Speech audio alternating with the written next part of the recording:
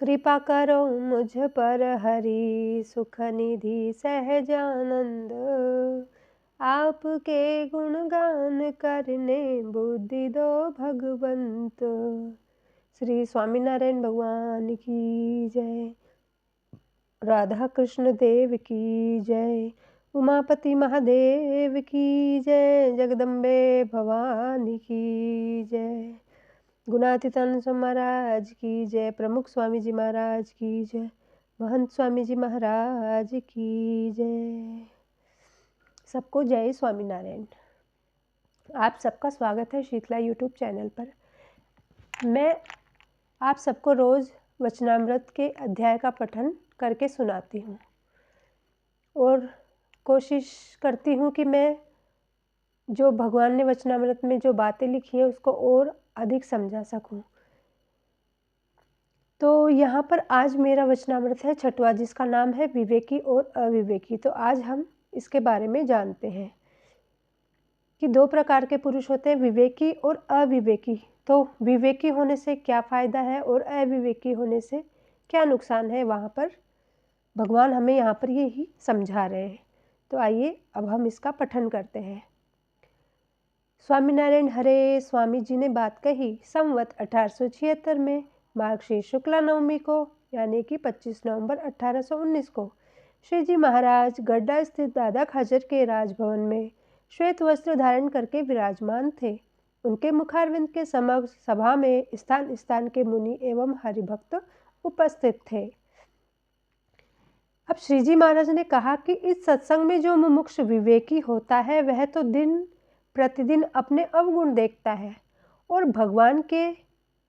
भगवान और उनके भक्तों में उसे गुण ही गुण दिखाई पड़ते हैं।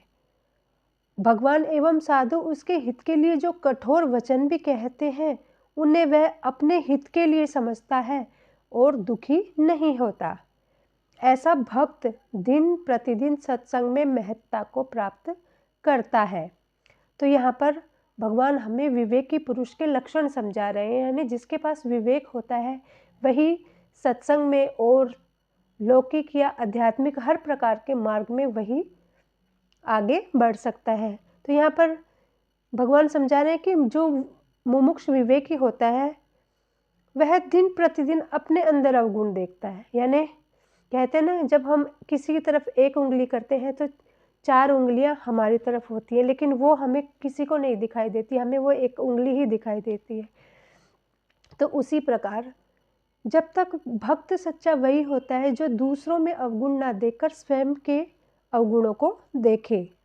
तो यहाँ भगवान हमें यही समझाने कि भगवान उस ऐसे मुमुक्ष को भगवान के भक्त में और भगवान में कभी कोई अवगुण, कोई दोष दिखाई देता ही नहीं है। और मान लो उसे कोई संत या गुरु भी उसे कठोर वचन भी कह देते हैं तो वह उसे अपने हित के लिए ही समझता है और दुखी कभी नहीं होता। ऐसा भक्त ही सत्संग में आगे बढ़ता है। और इसके विपरीत जो अविवेकी होता है वो कैसा होता है, जो सत्संग करता है त्यों तो अपने में गुण देखता है कि मैं सत्संगी हूँ, मैं तो बहुत पूजा पाठ करता हूँ, बहुत भजन कीर्तन करता हूँ, इतना समय देता हूँ भगवान को, ये करता हूँ वो करता हूँ, ऐसा समझेगा वो। और जो सत्संग करता है त्यों तो अपने में गुण देखने लगता है। और जब भगवान और संत उसके दोष दिखाकर बात करते हैं तो वह अभिमानवश होकर संत की बातों को उल्टा समझकर संत में ही अवगुण देखने लगता है।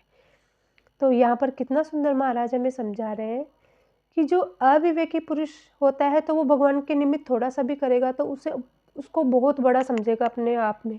उसे अभिमान आ जाएगा कि मैं भगवान के लिए ये कर रहा हूँ, सत्संग में जा रहा हूँ, ये पैसे दे रहा हूँ, दान कर रहा हूँ, ये कर रहा हूँ, वो कर रहा हूँ। और उसे अपने अंदर कहीं ना कहीं अभिमान की अभिवृद्धि होती जाती है। और जब कोई उसे उस अभिमान को दिखाने की कोशिश करता है तो वह फिर उसमें क्या देखेगा, उसे अपनी गलती का एहसास नहीं होगा, वो उसी में दोष देखने लगेगा। तो ऐसे अविवेकी की भक्ति दिन प्रतिदिन फिर क्या होती है, कम होती जाती है और सत्संग में वह प्रतिष्ठाहीन हो जाता है।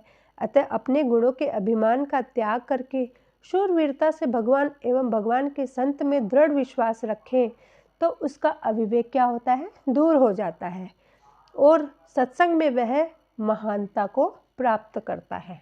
तो इसलिए भगवान हमें भक्ति के मार्ग में भी कैसे कैसे गुण रखने चाहिए, किस प्रकार के गुण रखने चाहिए, वो हमें यहाँ पर बड़ा ही सुंदर समझा रहे हैं। तो ये गुण हमें लौकिक मार्ग में भी काम लेने चाहिए और आध्यात्मिक मार्ग में तो लेने ही चाहिए, क्योंकि हम जहाँ से आए हैं वहाँ एक दिन हमें जाना है। तो यहाँ से ही तो हम अपनी पूंजी इकट्ठा करके ले जाएंगे। भगवान के भक्ति का मार्ग इसीलिए तो कठिन बताया गया है। तो यहाँ इन वचनामृतों के द्वारा भगवान हमें यही समझा रहे हैं कि कैसा भक्त होना चाहिए और कैसे उसमें गुण होना चाहिए। तो अब हम भगवान के श्री चरणों में यही प्रार्थना करते हैं कि हे भगवान, आप हमें भी सद्बुद्धि सद्गुण प्रदान कीजिए, ताकि हम भी भक्ति मार्ग में आगे बढ़कर अपनी भक्ति को शुद्ध एवं सात्विक बना सके। श्री स्वामीनारायण भगवान की जय।